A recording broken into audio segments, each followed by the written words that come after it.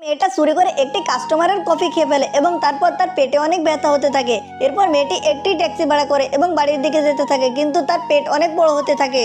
এরপর মেয়েটি ড্রাইভারকে বলে দ্রুত তাকে হসপিটালে নিয়ে যেতে, এবং তখন হসপিটালে যাওয়ার পর ডক্টররা তাকে ইমার্জেন্সি রুমে নিয়ে যায়, কিন্তু দুঃখের বিষয় হলো তার পেটে কোনো কিছুই পাওয়া যায় না।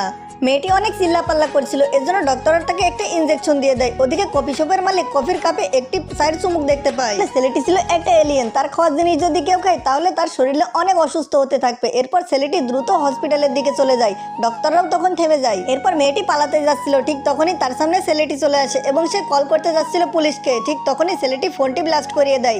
এরপর মেয়েটিকে নিয়ে একই ফাঁকা ময়দানে যায়, যেন মনে হচ্ছিল ছেলেটি মেয়েটিকে কিডন্যাপ করছে। আসলে ছেলেটিকে মেয়েটিকে বাঁচানোর জন্য এখানে নিয়ে এসেছিল। এরপর ছেলেটি মেয়েটির কপালে একটি চুমু দেয় এবং মেয়েটি অজ্ঞান হয়ে যায়। আর মেয়েটি যখন জ্ঞান ফিরে তখন সে দেখে সবকিছু ঠিক আছে। মেয়েটি তখন ভাবে হয়তো সে স্বপ্ন দেখেছে। তারপর সে প্রতিদিনের মতো কাজে যাচ্ছিল, কিন্তু কপালে জোরে সে আবারও লিফটে সেই ছেলেটির সাথে দেখা হয়ে যায়। এবং চ্যানেলটি সাবস্ক্রাইব করে সাথে থাকো।